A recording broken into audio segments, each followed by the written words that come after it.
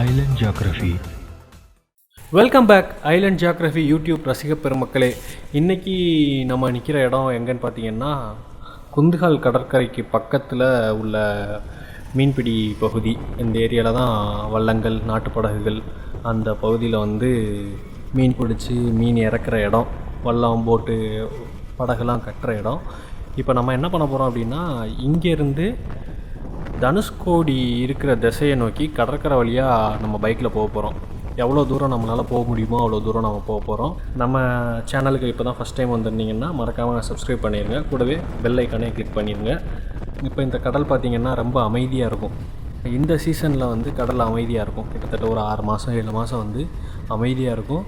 ஆனால் அந்த 6 மாதம் மழை காலம் முடிஞ்சு வெயில் காலம், சம்மர் சீசன் வந்து ஆரம்பிக்கும் போது இங்கே வந்து கடல் ரொம்ப ரஃப்பாக இருக்கும். குளிக்கிறதுக்கு வந்து ரொம்ப கஷ்டமான பகுதியாக இருக்கும். ஆனால் குளிக்கக்கூடாது அப்படின்னு சொல்லிட்டு தடையும் விதிச்சிருப்பாங்க.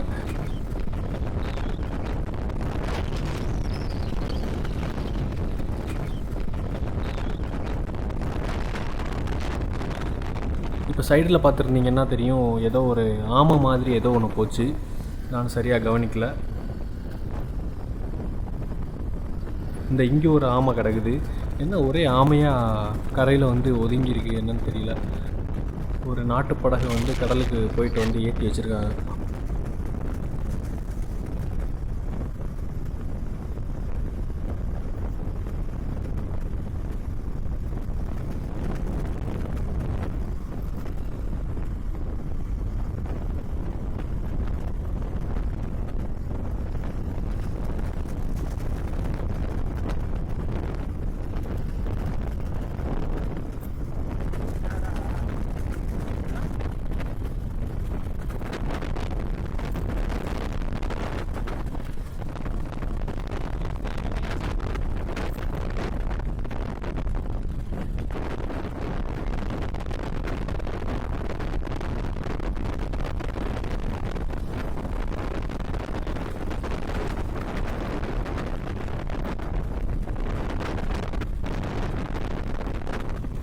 ஒரு ஆமை வந்து இறந்து கரை ஒதுங்கியிருக்கு. இதோட 3வது ஆமை நம்ம பார்க்குறோம்.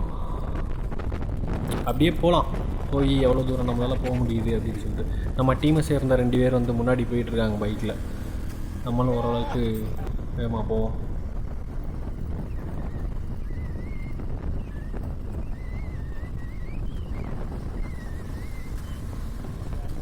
இதோ இங்கே ஒரு ஆமை வந்து கரை ஒதுங்கியிருக்கு. இது 4வது ஆமை. ரிட்டன் வரும்போது நம்ம ஸ்லோ பண்ணி பார்த்துட்டு போவோம். கிட்டத்தட்ட ஒரு 4 கிலோமீட்டர் வந்து பைக்கில் கிராஸ் பண்ணி வந்தாச்சு. இடையில கட் பண்ணிவிட்டு ஸ்பீடப் பண்ணி வச்சுருக்கேன். அதனால் உங்களுக்கு வந்து நம்ம சீக்கிரமாக 4 கிலோமீட்டர் கிராஸ் பண்ணி வந்துட்டோம் அப்படின்றது மாதிரி உங்களுக்கு தோணும். நம்ம ஆளுங்க நம்மளை ஓவர்டேக் பண்ணிட்டு வேகமாக முன்னாடி போகிறாங்க.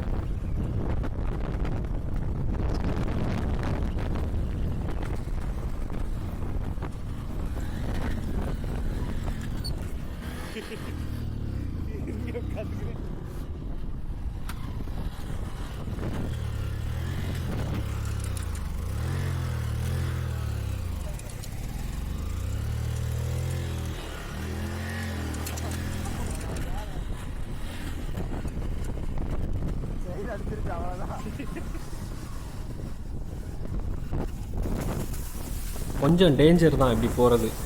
ஏன்னா மேடும் பள்ளமுமா ஒரு மாதிரி சமநிலையாக இல்லாமல் இருக்குது கடற்கரை. இந்த அலை அடித்து ஒரு மாதிரி ஷேப் இல்லாமல் இருக்குது. ஸ்லிப்பாகி கீழே விழுறதுக்கான வாய்ப்பு இருக்குது. நம்மளே 2-3 வாட்டி ஸ்லிப் ஆகிட்டோம்.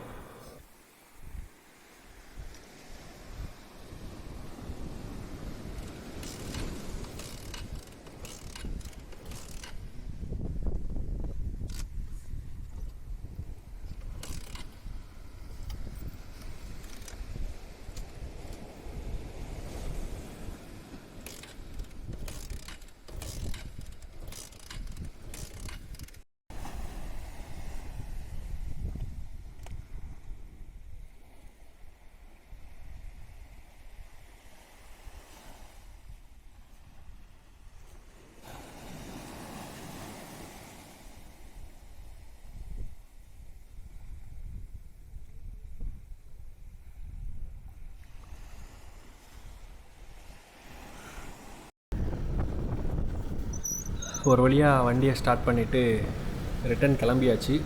போகும்போது நம்ம வர்ற வழியில் அங்கங்கே இறந்து கரை ஒதுங்கின ஆமையெல்லாம் ஸ்லோ பண்ணி நிப்பாட்டி பார்த்துட்டு போவோம். அதே மாதிரி ஆமை வந்து இறந்து கரை ஒதுங்கிறது நல்லதுக்கு இல்லைன்னு சொல்லுவாங்க.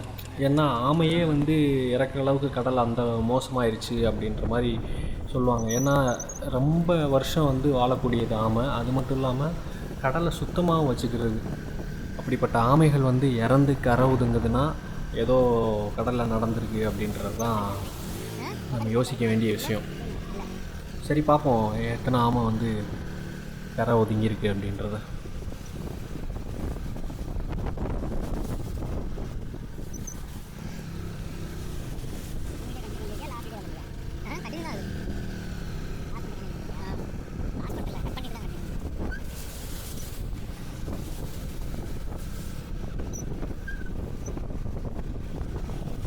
வரும்போது கண்ணில் பட்ட வரைக்கும் ஒரு 4 கவுண்ட் பண்ணேன். பார்ப்போம் எத்தனை இருக்குன்னு.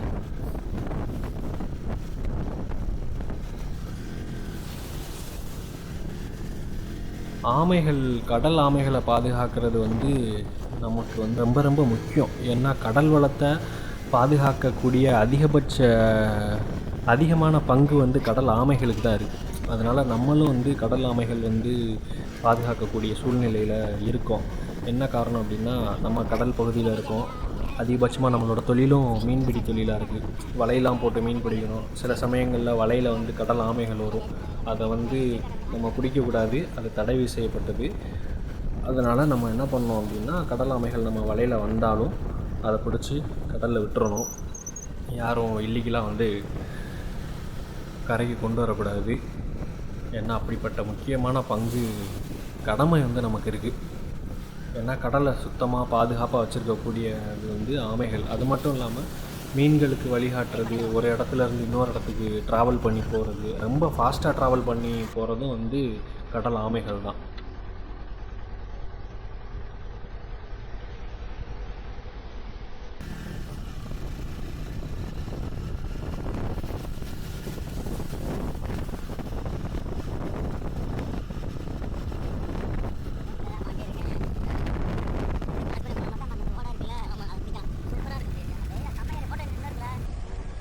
இது சொல்ல மறந்துட்டேன், போகும்போது பார்க்கல. இது ஒரு ஏரி மாதிரியான ஒரு அழகான இடம் இந்த தெற்கு கடற்பகுதி பக்கத்தில்.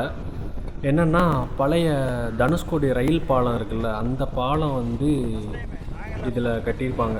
ஒரு அணை மாதிரி கட்டியிருப்பாங்க, தடுப்பு சுவர் மாதிரி கட்டியிருப்பாங்க. ஒரு 3 இடத்துல இருக்கும் இந்த ஃபாரஸ்ட்டுக்குள்ளே நம்ம போனோம்னா. இங்கே பாருங்கள், இன்னொரு ஆமை, 2வது இது. அந்த ஏரி பகுதி இருக்குல்ல, அது வந்து ஒரு கடல்லேருந்து ஊருக்குள்ளே வந்து போகிற மாதிரி இருக்கும். ஒரு நீர் கால்வாயின்னே சொல்லலாம்.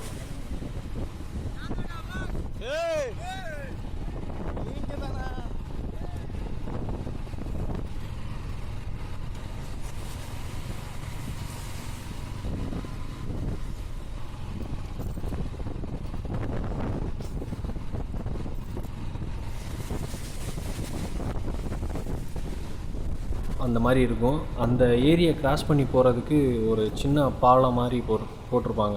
கிராஸ் பண்ணி போகிறதுக்கு வந்து, அந்த ஏரியை கிராஸ் பண்ணி போகிறதுக்கு சின்ன பயங்கரமான அரட்டை இருக்குது. அந்த ஏரியா நீர்கால்வாயை கிராஸ் பண்ணி போகிறதுக்கு வந்து ஒரு பாலம் மாதிரி நீர் தடுப்பு மாதிரி அணை மாதிரி போட்டிருப்பாங்க. உள்ளே போய் பார்த்தா அந்த நீர் கால்வாயை ஃபாலோ பண்ணி போனோன்னா ஒரு 3 இடத்துல இருக்கும். அதில் கடைசியாக அந்த கடற்கரையை ஒட்டி வர்ற பகுதியில் வந்து ட்ரெயின் ட்ராக் இருந்ததுக்கான தடயங்கள் அதில் இருக்கும். இப்போ பார்த்திங்கன்னா 3ஆவதாக ஒரு ஆமை கிராஸ் பண்ணி வந்தோம்.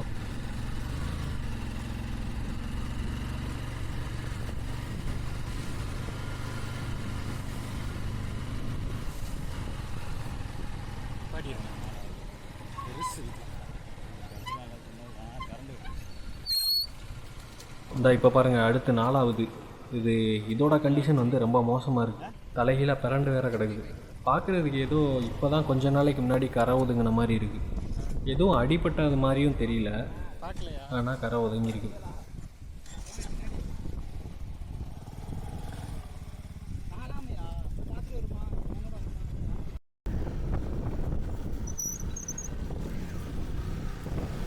அவ்வளோதான், கிட்டத்தட்ட நம்ம ஆரம்பித்த இடத்துக்கு பக்கத்தில் வந்தாச்சு. இன்னொரு 1 கிலோமீட்டர் இருக்குன்னு நினைக்கிறேன். நம்ம போய் சேர்ந்துடலாம்.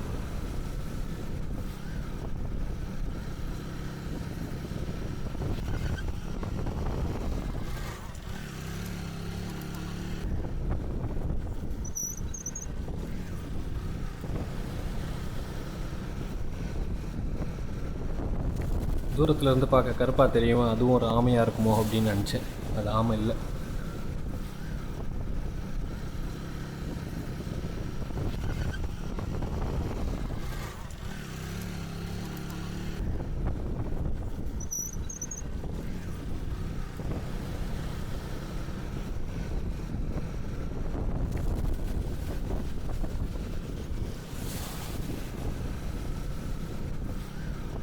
இதுதான் அந்த ஃபஸ்ட்டு நம்ம கிராஸ் பண்ணி உள்ளே போன அந்த நாட்டுப்படகு.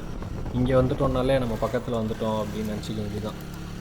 கிட்டத்தட்ட வந்தாச்சு. அந்த தூரத்தில் எல்லாமே தெரியுது. பைக்கில் போகிறனால ரொம்ப ஷேக் ஆகுது. இதோ இங்கே ஒரு ஆமை இருக்குது. அது 4, 5ஆவது ஆமை இதோட.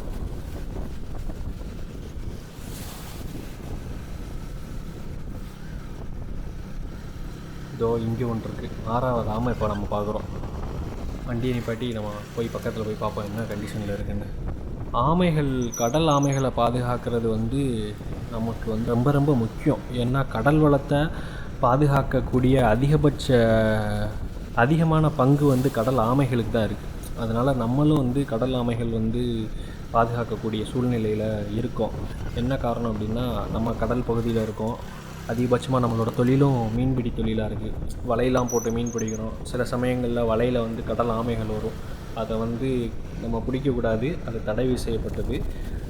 அதனால் நம்ம என்ன பண்ணோம் அப்படின்னா, கடல் ஆமைகள் நம்ம வலையில் வந்தாலும் அதை பிடிச்சி கடலில் விட்டுறணும். யாரும் இல்லீகலாக வந்து கரைக்கு கொண்டு வரக்கூடாது. ஏன்னா கடலை சுத்தமாக பாதுகாப்பாக வச்சுருக்கக்கூடிய அது வந்து ஆமைகள்.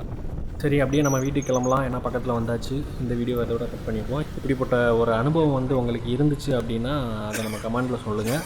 நம்ம சேனலுக்கு இப்போ தான் ஃபஸ்ட் டைம் வந்துருந்தீங்கன்னா மறக்காமல் சப்ஸ்கிரைப் பண்ணிடுங்க. கூடவே பெல் ஐக்கானே கிளிக் பண்ணிடுங்க. அடுத்த வீடியோவில் சந்திப்போம். பாய் பாய். நன்றி, வணக்கம்.